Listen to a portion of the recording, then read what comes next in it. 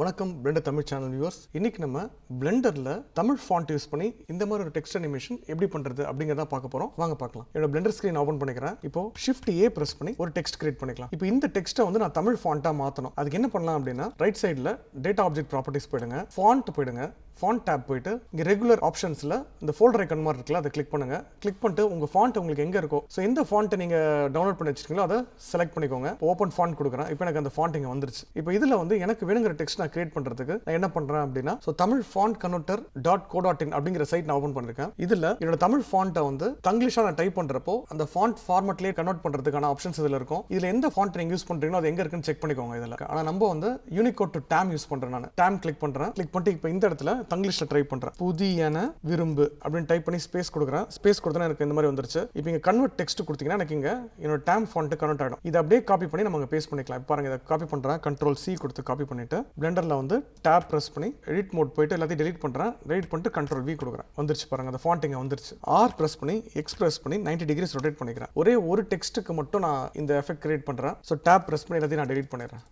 Right hand சைடில் object data ப்ராப்பர்ட்டிஸில் போயிட்டு geometry expand பண்ணுங்க. எக்ஸ்ட்ரூட் வேல்யூ கொஞ்சம் இன்க்ரீஸ் பண்ணிக்கோங்க. ஸோ எனக்கு ஒரு டெப்த் வேணும் அப்படின்னா இங்கே பெவல் ஆப்ஷன்ஸில் ப்ரொஃபைலில் போயிட்டு இந்த டெப்த் வேல்யூ நான் இன்க்ரீஸ் பண்ணுறேன். இப்போ நான் 0.01 கொடுத்தேன்னா எனக்கு இப்படி நல்லா டெப்த் வருது பாருங்க. இந்த மாதிரி டெப்த்துக்கு இன்க்ரீஸ் பண்ணிக்கலாம். ஆனால் எனக்கு இவ்வளோ டெப்த் தேவையில்லை. ஸோ நான் என்ன பண்ணுறேன், 0.003 கொடுத்துக்கிறேன். ஓகே, இவ்வளோ டெப்த் இருந்தால் போதும் எனக்கு. ஓகே, இப்போ எனக்கு டெப்த் கிரியேட் பண்ணியாச்சு. இப்போ இதே மாதிரி மீதி இருக்கிற ரிமைனிங் டெக்ஸ்ட் கிரியேட் பண்ணணும்.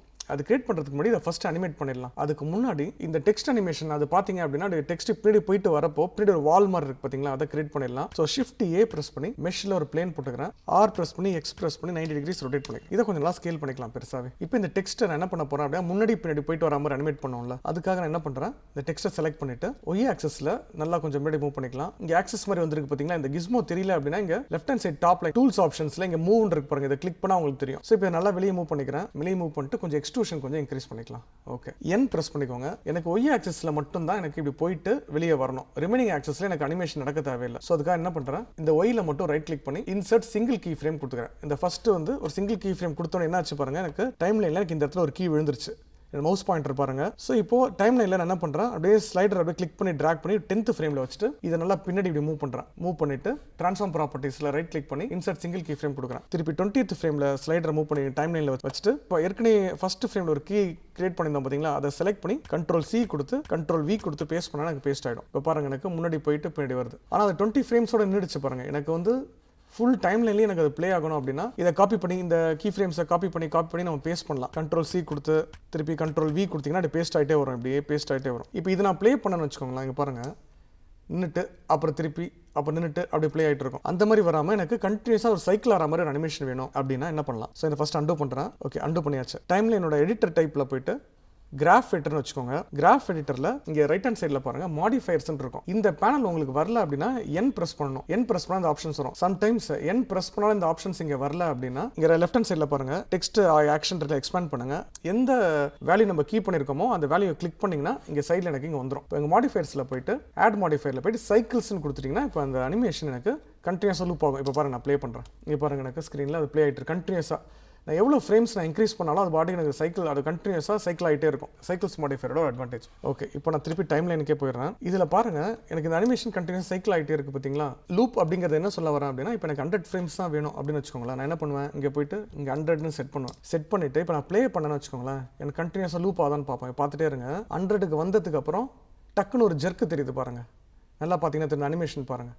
ஏன் அந்த ஜெர்க்கு தெரியுது அப்படின்னா கீயோட எண்ட் ஃப்ரேமில் வர மூவ்மெண்ட்டும் டைம்ல எனக்கு லாஸ்ட் ஃப்ரேமில் இருக்க மூவ்மெண்ட்டும் வந்து டிஃப்ரெண்டாக இருக்கிறதுனால அந்த ஜெர்க் தெரியுது. அது என்ன பண்ணலாம், ஃபர்ஸ்ட் ஃப்ரேமில் இருக்க அதே மூவ்மெண்ட் எந்த ஃப்ரேமில் இருக்குங்கிறத நம்ம கவனிக்கணும். ஃபர்ஸ்ட் நல்லா பார்த்துட்டு அப்படியே நான் மூவ் பண்ணிட்டே வரேன். 19th ஃப்ரேமில் அந்த மூவ்மெண்ட் இருக்கு எனக்கு. ஓகேங்களா. ஸோ 19th ஃப்ரேமில் எனக்கு அந்த மூவ்மெண்ட் இருக்கிறதுனால நான் கரெக்டாக 19 ஃப்ரேம்ஸ் வரைக்கும் நான் ரெண்டர் பண்ணாலே எனக்கு ஆட்டோமேட்டிக்காக லூப் ஆகும். இப்போ இங்கே பாருங்க, 19 செட் பண்ணுறேன். 19ல் 20 கூட வைக்கிறேன். ஓகே, 20 ஃப்ரேம்ஸ் தான் வைக்கிறாங்க. இப்போ பாருங்க, எனக்கு ஜெர்க் ஆகாமல் லூப் ஆகுது பாருங்க. ஸோ இதுவே சரி, ஓகே. இப்போ நீங்கள் நினைக்கலாம், இப்போ நீங்கள் கரெக்டாக பிளான் பண்ணி அந்த 20 வச்சிருக்கீங்கன்னு நினைக்கலாம். இப்போ எனக்கு ஒரு இன்னும் கொஞ்சம் எக்ஸ்ட்ராவாக எனக்கு லூப் ஆகணும் அப்படின்னு வச்சுக்கோங்களேன். சேம் அதே டைப் தான். திருப்பி நம்ம கண்டுபிடிக்கணும் எந்த ஃப்ரேமில் எனக்கு அதே மூவ்மெண்ட் இருக்குங்கிறத நான் அப்படியே செக் பண்ணணும். அப்படியே பார்த்துட்டே வந்து வச்சுக்கோங்களேன். கரெக்டாக பாருங்கள், 39 ஃப்ரேமில் எனக்கு கரெக்டாக இருக்குது. 39 வச்சா எப்படி இருக்குன்னு பார்க்கலாம். ஓகே, இப்போ எனக்கு ஜெர்க் ஆகலை, ஸ்மூத்தாக இருக்கு எனக்கு அனிமேஷன். ஓகே, இப்போ இந்த டெக்ஸ்ட் கிரியேட் பண்ணாச்சு. இப்போ ரிமைனிங் டெக்ஸ்ட் நம்ம கிரியேட் பண்ணணும். ஓகே, இதுக்கு தான் வந்து நான் ஏற்கனவே கிரியேட் பண்ண இந்த டெக்ஸ்ட் வந்து நம்மளுக்கு யூஸ் ஆகும். ஏற்கனவே நம்ம புதியன விரும்பு அப்படின்னு கிரியேட் பண்ணோம் பார்த்தீங்களா. இதை நான் R ப்ரெஸ் பண்ணி X ப்ரெஸ் பண்ணி 90 டிகிரிஸ் ரொட்டேட் பண்ணிக்கிறேன். இது ரெஃபரன்ஸாக வச்சு மீதி டெக்ஸ்ட் நம்ம கிரியேட் பண்ணிக்கலாம். இப்போ இங்கே பாருங்கள், நான் ஃப்ரண்ட் வியூ போயிடுறேன்.